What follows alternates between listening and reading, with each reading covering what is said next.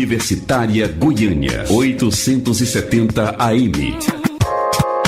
Música, informação e diversidade cultural. Emissora da UFG.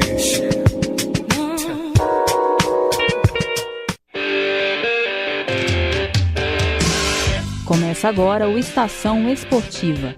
As notícias do mundo do esporte de um jeito que você nunca ouviu.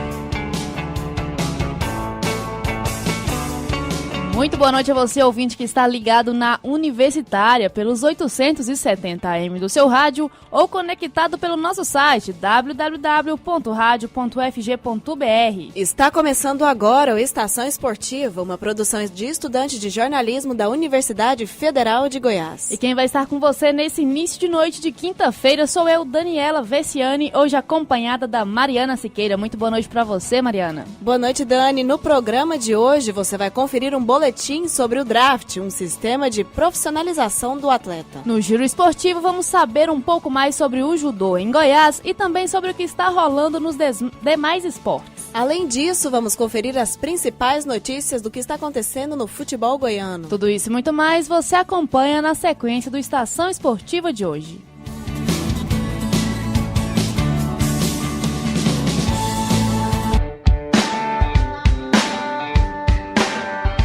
Futebol goiano.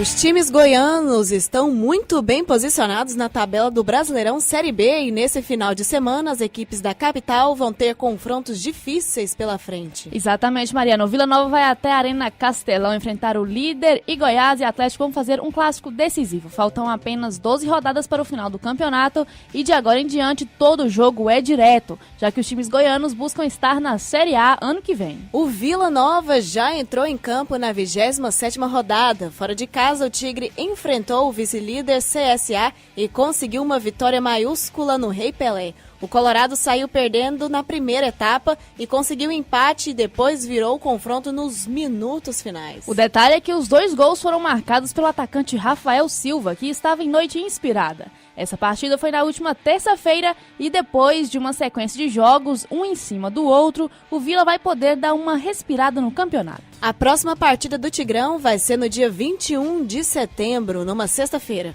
O adversário é nada mais nada menos do que o líder da competição, Fortaleza. Esse confronto ia ser no dia 22, mas a pedido do tricolor cearense, o jogo vai ser adiantado. E como já foi possível observar, o Vila Nova teve e vai ter uma sequência difícil pela frente. Nas últimas 2 rodadas, o time de Emerson Maria enfrentou Curitiba e CSA, concorrentes diretos pela disputa do G4. Pois é, Dani, nas rodadas seguintes, os desafios continuaram. O próximo adversário é o Fortaleza. E depois vem confronto com o Guarani, o clássico contra o Atlético. E o pensamento nessa reta final do campeonato, o Vila fez contratações importantes. E o nome que está chamando a atenção é o de Lucas Braga. O jogador veio do Luverdense e entrou na partida contra o Curitiba no lugar de Vinícius Leite, que estava suspenso. E após fazer um bom jogo, o técnico Emerson Maria escalou Lucas como titular, mesmo com Vinícius já à disposição. O atleta é meio atacante de origem, mas no Vila está jogando de ponta. Lucas Braga foi contratado para tentar suprir uma das principais carências do Colorado, que é o setor ofensivo. E o Vila Nova publicou uma notícia triste agora há pouco. Notificaram em seu Twitter oficial que o pai do Emerson Maria faleceu. Então, abre aspas, o Vila Nova Futebol Clube comunica com imenso pesar o falecimento do senhor José Manuel Maria Sobrinho, pai do técnico Emerson Maria. Desejamos força ao nosso treinador, familiares e amigos e nossas mais sinceras condolências. Fecha aspas. Pois é, realmente uma situação bem triste. A equipe do Estação Esportiva deseja seus sentimentos a toda a família. E o Atlético vai enfrentar o Goiás em clássico no próximo sábado e pode ter surpresa na escalação. Além disso, vai contar com o apoio da torcida apenas no treino aberto de amanhã no Acioli, já que o derby vai ter torcida única esmeraldina. Para mais detalhes, ouça o boletim de Matheus Alves. Muito boa noite, você ouvinte ligado aqui no Estação Esportiva. Falo diretamente do CT do Dragão, do CT Urias Magalhães. Eu sou Matheus Alves, o Atlético que faz neste momento o penúltimo treinamento visando o clássico contra o Goiás no próximo sábado às 7 horas da noite no Estádio Olímpico. Vale lembrar que para este jogo apenas torcedores do Goiás podem comparecer no estádio lá da Avenida Paranaíba, no centro da capital.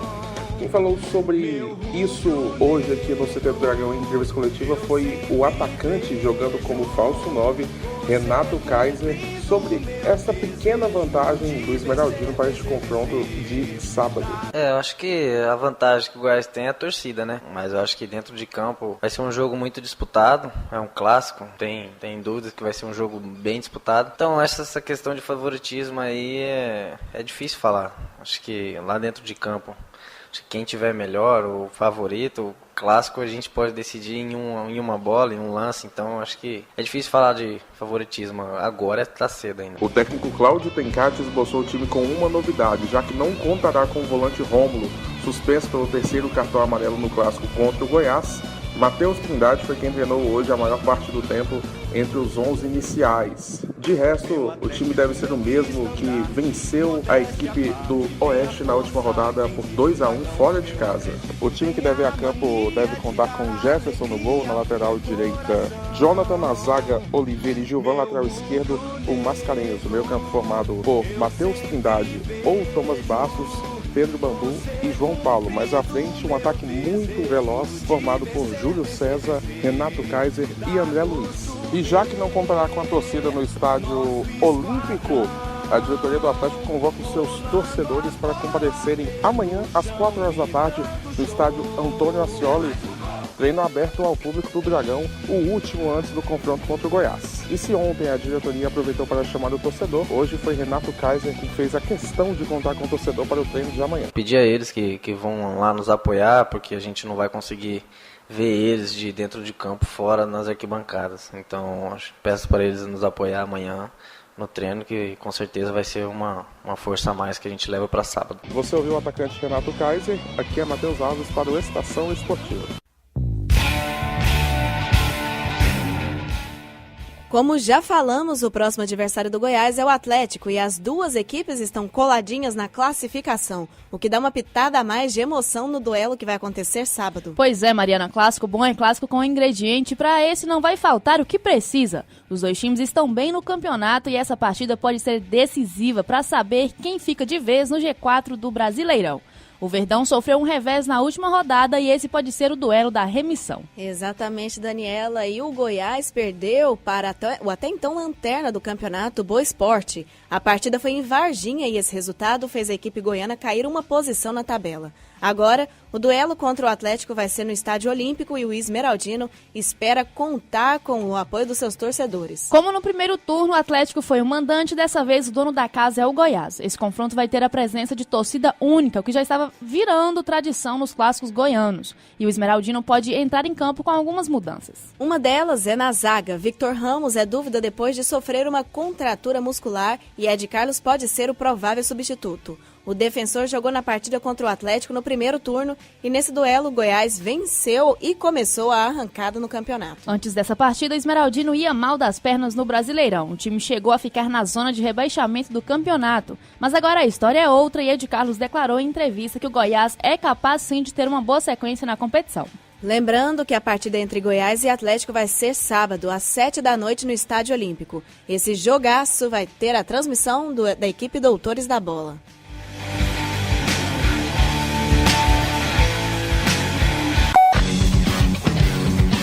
Além do futebol. Além do futebol. Além do futebol.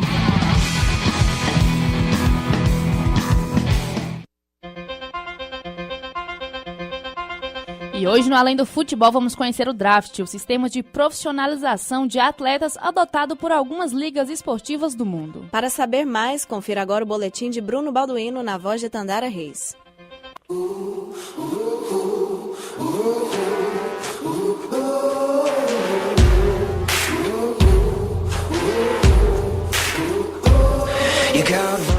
O sonho de muitas crianças é crescer e se tornar um grande atleta. A fama, o dinheiro e a oportunidade de trabalhar com algo prazeroso são alguns dos fatores que fazem essa carreira ser tão almejada. Mas lá pelos 15 anos, o adolescente sonhador começa a encarar a realidade e percebe que é preciso talento, esforço e muita sorte para brilhar. É aí que alguns focam no estudo para alcançar um novo sonho, cursar uma faculdade. É por volta dos 18 anos que a maioria começa a prestar vestibulares para tentar uma vaga numa universidade federal. Também é nessa idade que a maioria dos atletas assina o primeiro contrato profissional. O que você talvez não saiba é que algumas modalidades, essa profissionalização, segue um ritual muito parecido com os vestibulares daqui. Vamos conhecer então o que é um draft, o sistema de profissionalização de atletas adotado por algumas das maiores ligas esportivas do mundo.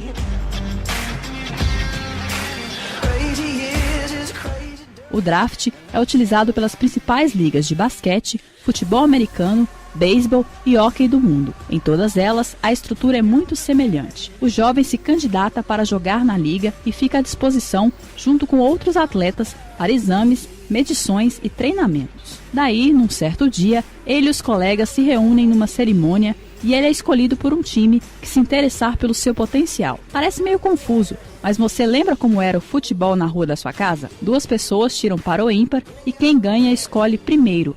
E eles vão escolhendo as peças alternadamente até fechar o time. No draft também é assim, mas não é tão simples. O draft foi criado em 1935 por Pur Bell, o principal gerenciador da NFL, Liga de Futebol Americano dos Estados Unidos. A ideia surgiu como uma alternativa para equilibrar os times, já que algumas equipes com menos recursos estavam insatisfeitas com a dominação dos gigantes. O modelo foi adotado pela NBA, Liga Norte-Americana de Basquete, em 1947. A NHL, Liga de Hóquei dos Estados Unidos, adotou essa fórmula em 1963. E a Liga de Beisebol de lá, a MLB, incorporou o draft em 1965. Até mesmo o futebol, que não é muito popular nos Estados Unidos, adotou esse esquema em 1996 na MLS. Mas não é só nos Estados Unidos que funciona assim.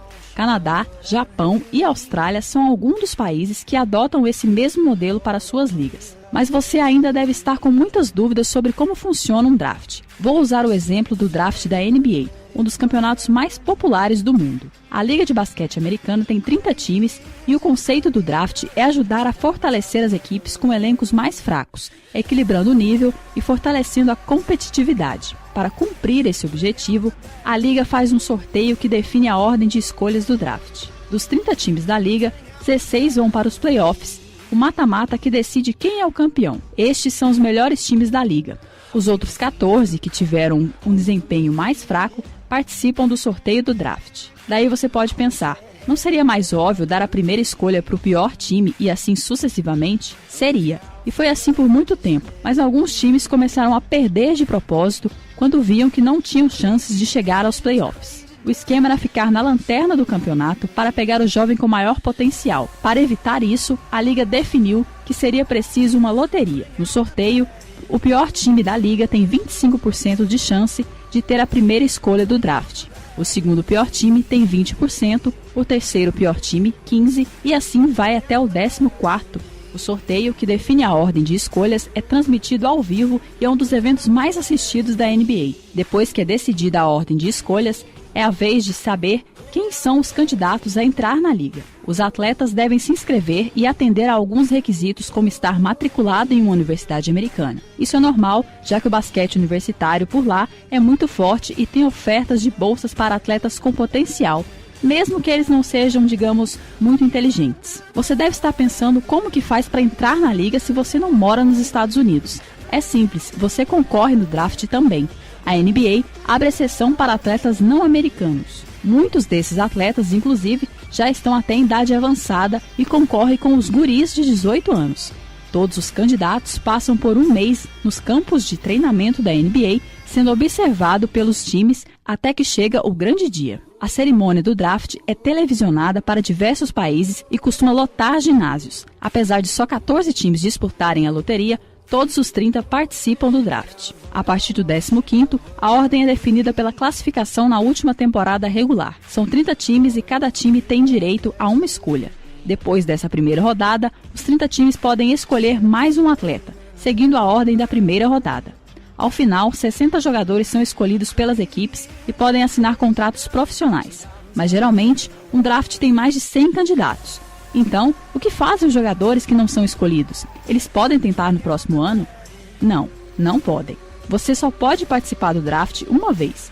Então eles nunca mais vão poder jogar na NBA? Não é bem assim. Quem não foi escolhido no draft pode assinar com qualquer time livremente. Mas você pode estar pensando, se o cara não ficou entre os 60 melhores, qual é a chance dele ser bom? É raro, mas muitos jogadores que tiveram carreiras de destaque não foram draftados. O fenômeno Jeremy Lin, o marcador multicampeão Bruce Bowen, o pivô Brad Miller, que já foi até para o All-Star Games, e o monstro Ben Wallace, que além de campeão, também foi o melhor jogador de defesa da NBA por 4 anos, são alguns exemplos de jogadores que foram ignorados no draft e deram a volta por cima. Os drafts são uma atração à parte numa época do ano em que as ligas estão de férias e o público está sedento por novidades. Uma brincadeira comum que diverte o público é olhar para o passado e ver como grandes jogadores foram esnobados nas primeiras escolhas. Só para você ter uma ideia, Michael Jordan, o maior jogador de todos os tempos na modalidade, foi apenas o 3º escolhido no draft de 1984. Kobe Bryant, outra estrela mundial do basquete, foi a 16ª escolha em 1996. No mesmo ano, Steve Nash, 2 vezes o melhor jogador da liga e um dos maiores armadores de todos os tempos, foi o 15º escolhido. Mas não adianta explicar, porque a dinâmica do draft é bem diferente do que a que estamos acostumados. Se você realmente quer saber como funciona um draft, você precisa assistir para notar toda a singularidade desse sistema, que tem muitas falhas, mas que também ajuda bastante a equilibrar as ligas.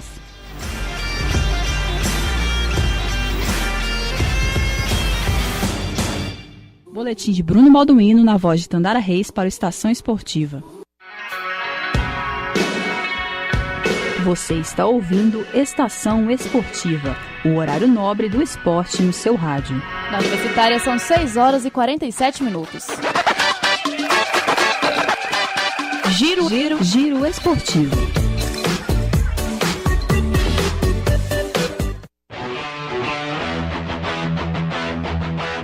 Começou ontem o Circuito Brasileiro Open de Vôlei de Praia. Quarta-feira foi de jogos classificatórios que definiram as chaves principais. A primeira rodada do circuito vai ser em Palmas. E na manhã de hoje, os competidores da categoria masculina se enfrentaram pela fase de grupos. Já as atletas do naipe feminino realizaram a etapa de classificação. E na estreia da primeira rodada, o jogador da casa conseguiu a vitória. A dupla composta pelo tocantinense Averaldo e o carioca Bernatti venceram os adversários Lipe e Fábio por 2-0. As próximas etapas do torneio nesse ano vão acontecer em Vila Velha, no Espírito Santo, e outra em Campo Grande, no Mato Grosso do Sul. E 4 atletas goianos estão participando do circuito nacional. São eles Lázaro Lian, que é o único dos 4 na chave principal e faz dupla com Marcos Cabral, do Rio de Janeiro. Além dele, os outros goianos são Hugo Zayek, em parceria com Romildo, do Distrito Federal, e ainda Fábio e Diogo Abreu, que jogam nas duplas com André Luiz e Matheus Silva, respectivamente.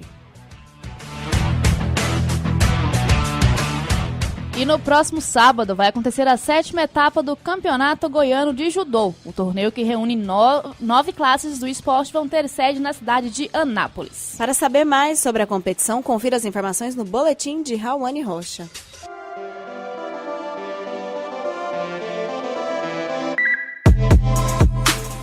O Campeonato Goiano de Judô é uma das competições mais importantes da modalidade aqui em Goiás. E neste final de semana, o ginásio internacional Newton de Farias vai receber os tatames para a 7ª etapa do torneio. O início do evento foi em 2013, nasceu com a intenção de promover o esporte e alcançar crianças, jovens e adultos que se interessavam em se tornar futuros judocas. E mesmo depois de 6 edições, esses intuitos são mantidos ainda hoje pela Federação Goiana de Judô. O Campeonato Goiano de 2018 repetiu o modelo que foi apresentado no ano passado. O torneio, que começou em fevereiro, vai até novembro, com uma etapa por mês, sem contar as férias de julho. As lutas sempre ocorrem em ginásios de Goiânia ou de Anápolis.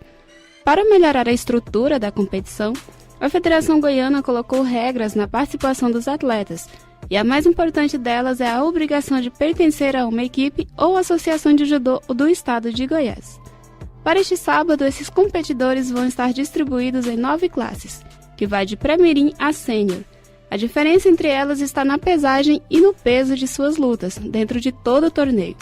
A categoria festival engloba as crianças que nasceram a partir de 2010, e esses atletas vão ser os primeiros a entrar no tatame às 8h30 da manhã. Mas depois do início, os horários das disputas de classes vão ter sequência logo que as lutas da última chegarem ao fim. A pontuação das categorias até o sub-15 são válidas para a soma do ranking estadual da FEGOJO, e essa tabela também garante algumas premiações. A partir do sub-18, os competidores pontuam para se classificar nas competições regionais e nacionais de judô. E como uma coisa leva a outra, é através do Campeonato Brasileiro que a Confederação Brasileira de Judô seleciona os atletas que representam a seleção. E no fim do ano, a CBJ vai fazer a terceira seletiva nacional para compor a equipe para os Jogos Olímpicos de 2020. Mas falando do título de campeão goiano, a disputa está bem acirrada apenas entre duas equipes. A Wilder Santos, de Jataí, e a Harai Goshi, de Goiânia, venceram cada uma 3 etapas das 6 que já rolaram até agora. A grande final já está marcada para novembro e as lutas vão acontecer no Sesc do Universitário aqui em Goiânia. Ao final do torneio, a federação vai premiar com troféus os melhores colocados no ranking estadual. Para quem se interessou, o Campeonato Goiano de Judô vai rolar neste sábado, a partir das 8h30 da manhã no ginásio de Anápolis. Simultaneamente, também vão ocorrer as provas do festival da categoria até 10 anos e a prova de kata para faixas pretas. A competição busca promover o esporte em Goiás e, por isso, a entrada para o evento é gratuita. Com as informações, Rawane Rocha para o Estação Esportiva.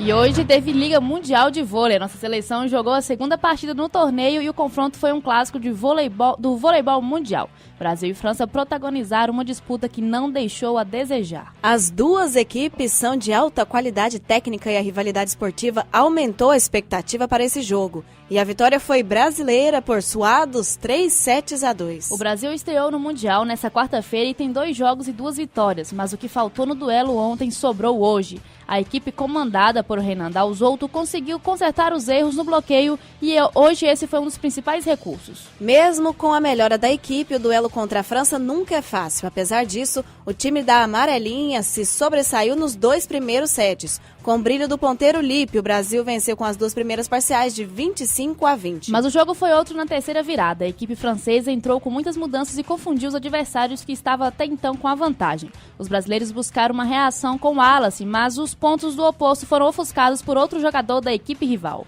Irving Ngapé, o ponteiro de 27 anos, já foi o carrasco da seleção brasileira em outras ocasiões e em 2017 foi eleito o melhor jogador do torneio agora disputado. E na partida de hoje, o francês mais uma vez desestruturou a defesa e liderou a vitória do terceiro set por 25-20. Renan Dalzotto tentou consertar o grupo e apelou para as paradas técnicas, mas a França ganhou a quarta parcial por 25-23. A decisão foi levada então para o disputadíssimo tie-break. As duas seleções revezavam a vantagem da rodada de desempate. E quando a partida parecia estar sob o controle da França, o saque do novato Douglas fez a diferença e colocou o Brasil de volta na luta pareia. A estratégia ficou completa com os pontos de bloqueio do Lipe. A reta final foi de erros para os dois lados e ganhou quem conseguiu superar. Lucão e Bruninho se desencontraram e cederam um ponto para os franceses, que por sua vez erraram um saque. O Brasil cresceu e o próprio Lucão fechou o set em 15-12 com um ponto de saque. O Brasil só vai voltar a jogar no sábado. O confronto vai ser contra a Holanda e às 2h30 da tarde pelo horário de Brasília. A equipe brasileira é a segunda do grupo B e perde só para a Holanda por 1 ponto de diferença.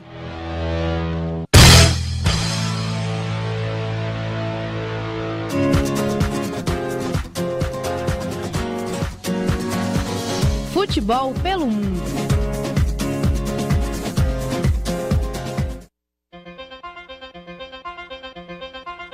E as semifinais da Copa do Brasil agitaram a noite de quarta-feira. Pois é, chegando na etapa decisiva, da competição, e no Maracanã, Flamengo e Corinthians fizeram um duelo de defesa contra ataque. Muito recuado, o Timão finalizou apenas 3 vezes durante os 90 minutos da partida, enquanto o Fla chegou a ter 70% de posse de bola, mas não conseguiu furar a retranca paulista. Pois é, logo no primeiro minuto de jogo, o Mengão já teve uma chance com Everton Ribeiro e continuou tentando pressionar o Corinthians, mas diante da linha de 5 meio-campistas, o rival Paquetá e Diego eram obrigados a recuar para buscar a bola. E as únicas oportunidades do time paulista foram em erros da saída de bola do Flamengo. O goleiro Cássio ainda fez mais 2 defesas difíceis no fim da primeira etapa, dando os sinais do que seria a segunda metade da peleja. Exatamente, Mariana. Na etapa final nada mudou. Mais uma vez o jogo se resumiu a ataque contra defesa. O Corinthians não ameaçou o Flamengo em nenhum momento. Diego Alves saiu do campo com o uniforme limpinho. Enquanto Barbieri fazia alterações na esperança de conseguir furar o ferrolho paulista, no entanto, o empate em 0-0 era tudo que Jair Ventura queria. O resultado deixou a torcida alvinegra feliz e a rubro-negra na bronca com a falta de efetividade do ataque flamenguista. O jogo da volta vai acontecer no próximo dia 26 em Itaquera. Quem vencer se classifica para o final e um novo empate, independente do placar, leva a decisão para os pênaltis. Do outro lado da chave, Palmeiras e Cruzeiro se enfrentaram no Allianz Parque. A equipe mineira levou a vantagem, mas teve a polêmica, viu, Dani? Pois é, Mariana, a noite foi movimentada em São Paulo. O Verdão começou pressionando e logo aos 3, Borja obrigou Fábio a operar um milagre. Porém, no minuto seguinte, a Raposa foi cirúrgica e abriu o marcador com Barcos, mostrando mais uma vez que a lei do ex realmente funciona. E Robinho avançou pela direita, tabelou com Thiago Neves e tocou para Barcos, que dominou no peito e tocou na saída de Everton. O Porco sentiu o gol e, por mais que o time tentasse, não conseguia acertar a meta do goleiro celeste. No segundo tempo, o clima esquentou com muita reclamação por parte do Palmeiras, inclusive com consulta ao árbitro de vídeo por causa de uma disputa de bola entre Egídio e Bruno Henrique. O time paulista seguiu pressionando o Cruzeiro e dando trabalho ao goleiro Fábio. A pressão aumentou com a expulsão de Edilson e o jogador levou cartão vermelho por reclamação. Pois é, cartão sem fundamento algum, mas a polêmica principal ficou para o fim da partida. O arqueiro cruzeirense saiu mal e Antônio Carlos fez o gol. No entanto, o juiz já tinha apitado, marcando falta da Raposa.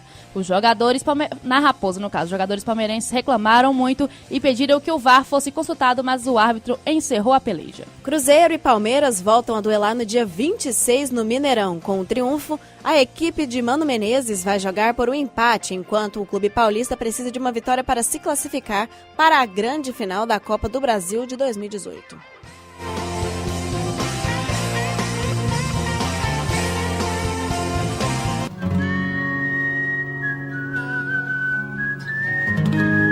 Você está ouvindo Estação Esportiva, o programa de todos os esportes.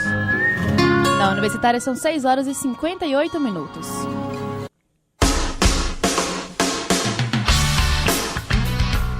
E chega ao fim o Estação Esportiva dessa quinta-feira, dia 13 de setembro de 2018. A apresentação de Daniela Vessiani e Mariana Siqueira. Produções e reportagens de Matheus Alves, Raoni Rocha e Tandara Reis. Com monitoria de Daniela Vessiani, Mariana Siqueira e Tandara Reis. E a orientação do professor Ricardo Pavan, com direção-geral de Márcia Boarati. Os trabalhos técnicos de hoje foram de Clóvis Henrique e Sandro Alves. O Estação Esportiva é produzido por estudantes de jornalismo da UFG. E para sugestões e participações, basta ligar para 3521-1936. Uma boa noite, ouvinte. Boa noite a você, Dani. Muito boa noite para você, Mariana, e boa noite para você, ouvinte. O Estação Esportiva volta amanhã às 6h30 da noite. Na sequência, você fica com o programa A Voz do Brasil.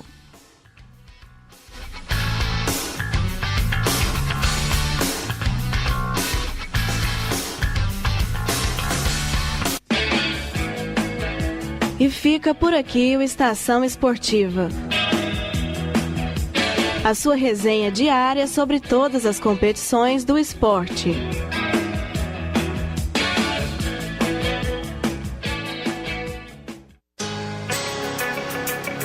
ZYH 754, 870 kHz, AM.